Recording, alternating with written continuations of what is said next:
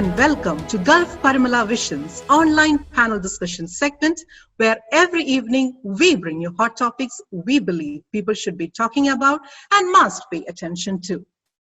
The COVID-19 has resulted in schools shut all across the world.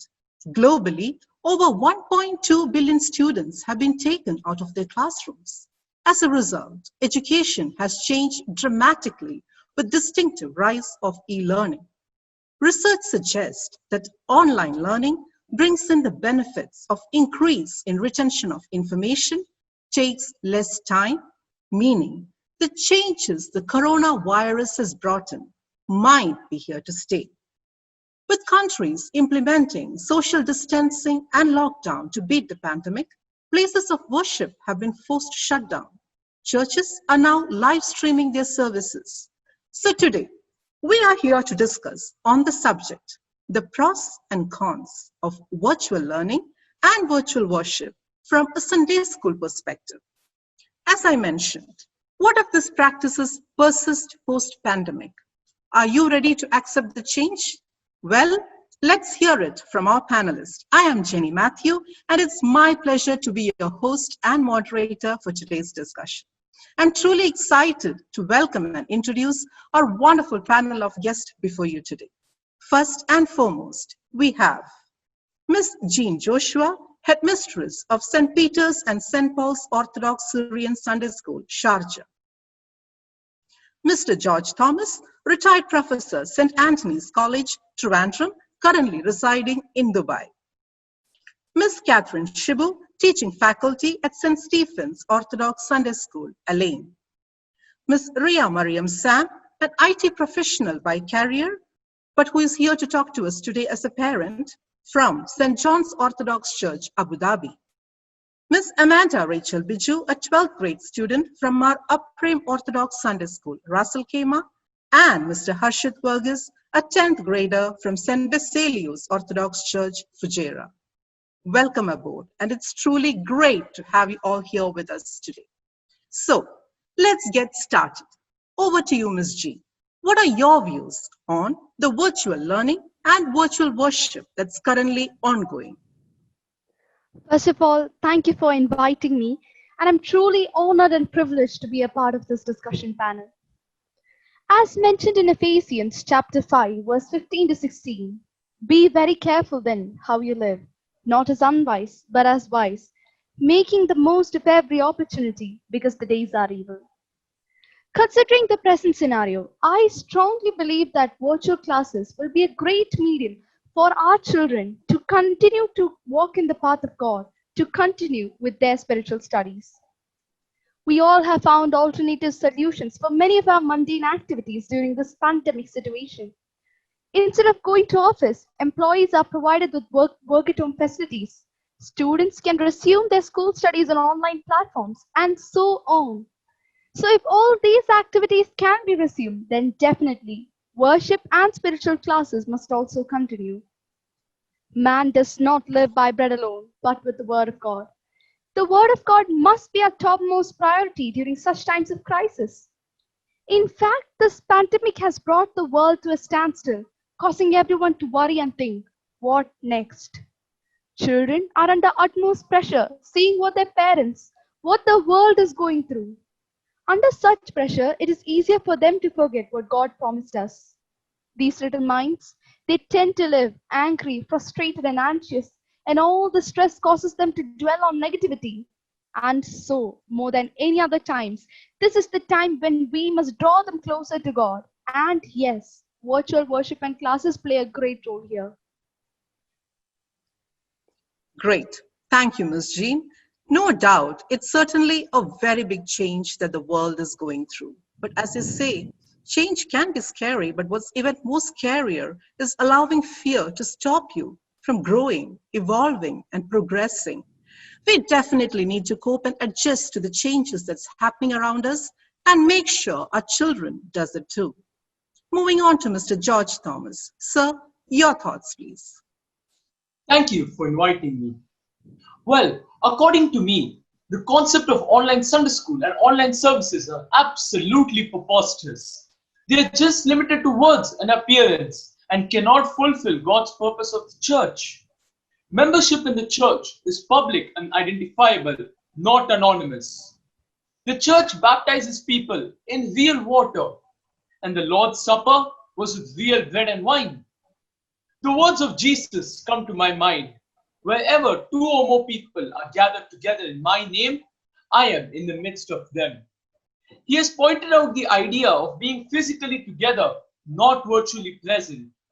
We are fragmented enough as a society already. To worship by a computer seems to keep us even more separate.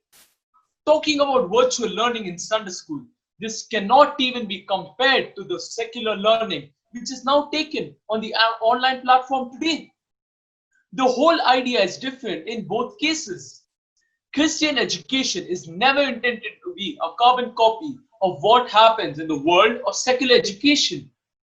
Christian education has its unique aim and objectives, philosophy, ethics, and vision. It is totally relevant to compare it to the secular studies and adopt the same successful techniques available in the secular front. The very basis of Christian education is social interaction. I wonder what they are teaching in these online classes about the love of God without human interactions. Well, that's the outlook of Mr. George Thomas, and we completely understand your sentiments, sir. Now let's hear from one of the students as to what he has to say about the whole thing. Over to you, Harshit Verghese. Thank you for calling me here today, ma'am. In terms of both online classes and online worship, we are able to be in an environment we are comfortable with. We can sit in a seating of our liking, and we do not have to feel uncomfortable, whatever may be the temperature outside. Going to Sunday school in the scorching summer heat, let me be frank, was horrendous. Now, we can attend the classes sitting at the comfort of our very own home, and we can pay more attention. Less noise, less distraction, and we aren't losing anything. We still get to worship every Friday as we did before. This is what I'm trying to say. The present generation, they do not understand the significance of going to church. They get to worship from home and they're happy. Their comfort is all that matters. The whole meaning of church itself is lost somewhere. Jesus could have stayed up in heaven and made some phone calls. There is a reason why he gave us his body and blood in the Eucharist, so he could be with us. If we can't practice that, it's a big ache in the heart. Yes, we will get back to you, sir. Thank you, Harshit, for your views. Moving on to Ms. Catherine Shibu. Ms. Catherine, what's your opinion, please? Good evening, and thank you for inviting me. Sunday school plays a very big role in molding children in true Christian faith and in the love of God. It's absolutely not secondary to any other learning. To lead a successful life, one cannot just excel in his or her career alone. His faith in God, his moral values must be equally strong. Right from the beginning, worship and studies were conducted from time to time according to the facilities available. And now, that time is more critical. We need to make use of the available resources to take care of the spiritual nurturing of our children. We are not saying that technology has advanced and that we need to shift to digital platforms. No, that's not the case. Shifting to virtual classes and worship is the need of the hour as we are left with no other option. And hence, it should definitely be used in bringing up our children in the knowledge and fellowship of Jesus Christ and his church. Yes, definitely. Education is a continuous and refreshing endeavor that attempts to train and equip our children for a spiritual, active, and successful life. And hence, it is an investment for today and tomorrow that cannot be curbed at any cost. We should definitely make maximum use of all the resources available to bring up our children in the best possible way we can. Moving on to Ms. Ria. Ria, what do you have to say? Good evening, and thank you for inviting me. Motives of Sunday School is to teach students to get closer to God through worship and also inculcate morals and values, along with which they also learn to interact with peers and maintain a good social relationships. Frankly speaking, none of these can be achieved through an online platform, especially in cases of children in primary section as mine, as they barely understand what is happening. I am a working mother. My duty timings are different from the online sessions that my daughter has. It is hard for me to make her understand how to get connected, where and how to put meeting ID and password. She can't put it independently. She needs constant help. The activity shown by the teacher should be done by my child, but unfortunately, I am doing it for her. With e-learning in school, with e-learning in Sunday school, we mothers have one more role to play now. Teacher assistants. It's really frustrating. Well, that's the voice of a working mother. This reminds me of the Instagram post of a mother of 4 children who ranted about online learning a few weeks back, and this video went viral saying, "If we don't die of corona, we will definitely die of distance learning." And as I see it, the situation is no different here. Looks like it is taking a toll on the working mothers. Anyways, moving on. Amanda, what do you have to say? What are your viewpoints? Good evening, and thank you for inviting me. I would like to ask a question to my fellow panelists. Do you really think virtual Sunday school classes can replace the fun, interactive Fridays we spent at church? As an online learner, my answer would be no. We always look forward to Sunday school classes with excitement. The fun we had with our friends, the interactive assemblies with urchins and teachers, and most importantly, the joy and peace of being in the house of God. We're deprived of all these on an online platform. As far as worship is concerned, attending the Mass from home in no ways can be compared to the actual feeling we get from attending the service in church. Right. Ms. Jean, what do you have to say about the interactive sessions, basically the social life which our children is missing out on an online platform? We are definitely trying our level best to make sure that the sessions are more interactive, fun, and lively in the best possible ways we can. We have introduced arts and craft sessions for our primary section students, song sessions, story times, interactive quiz session for our senior students, etc. See, you have to understand, being in a foreign country, we'll have to abide by the rules of this country, and so we may have to forego certain activities. See, being on ground is completely different from being on a virtual platform. It is not possible for us to introduce, recreate, or make available all the activities that we did live in Sunday school digitally. But however, we are still trying to provide an opportunity for our children to connect with the Word of God, and that's more important. As I see it, it negatively impacts the students' ability to interact with teachers, ask questions, and get immediate help. They tend to become mere listeners on a virtual setup. It also takes away from them their social and team building capabilities that occur informally in classrooms. I completely agree to that. Okay. Harshit, what are the other positives that you see in virtual Sunday school classes? Worship and classes being online, the timing is much better, and we do not have to wake up as early as we did before on a Friday. I can sleep gloriously being a weekend and still get up on time to attend the services online. We also get enough time to have a sumptuous breakfast before the online Sunday school starts. Before, that was not the case. On Fridays, most of our first meal used to be the lunch after the Sunday school. Staying hungry till then? Oh, please don't ask about it. I Let also me would ask. like to add Yes, ma'am, please go ahead. Yes, Ms. See, Catherine. there are many parents whom I even know personally find it difficult to drop their children for regular worship in Sunday school due to work timings, transport problems, health issues, and many other concerns such as these. These parents will be highly benefited out of this new venture. And moreover, if any child misses out the classes due to some unavoidable circumstances, they can still catch on with the recorded sessions. It's advantageous in so many ways, I would say. Okay, Ms. Catherine. Amanda, you may please continue now. The constraints of online learning lead to a feeling of social isolation. We undergo contemplation, remoteness, and lack of interaction. Maybe on the secular front, this cannot be avoided. But in Sunday school, also the same approach? No, I just cannot relate to that. If we do not interact with each other, how can we love each other? How can we care for each other? And moreover, how can we have feelings for each other? Relationships are built on good communication, and when there's no proper communication, relationships are getting shattered.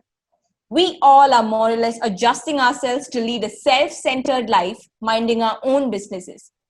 That was not what Jesus taught us to be. So, how can we prolong the Christian education on a platform that's destroying the basic ethics of it? Definitely. The social life of our children is at stake here. And to top it all, there are a lot of technical issues, ranging from slow internet connections to device failures, which reduces the efficiency of online classes. Not all homes may have high bandwidth data connectivity.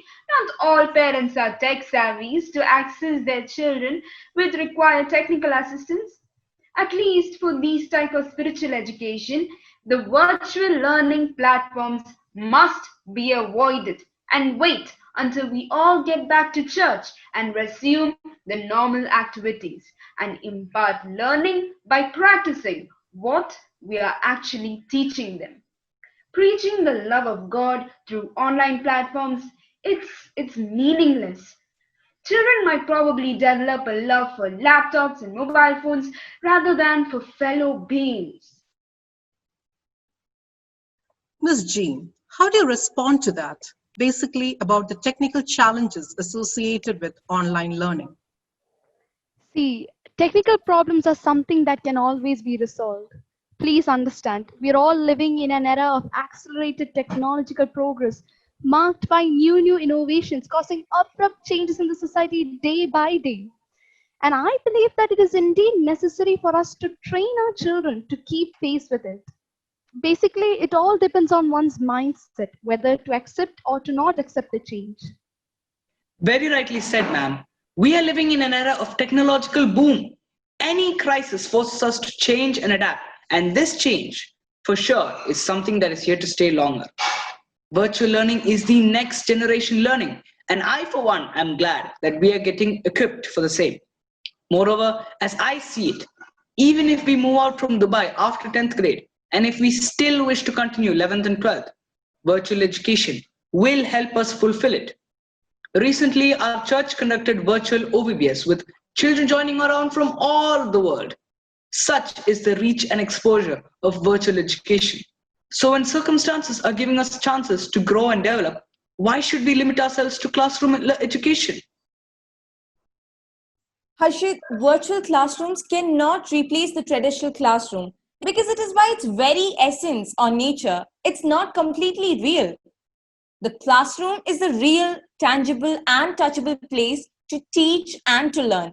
It is a place where teachers engage students, encourage participation from the entire class, and expand on the thoughts and ideas raised by the students. These interactions cannot be duplicated in a virtual classroom. Our Sunday school education can be 100% effective only in a classroom environment.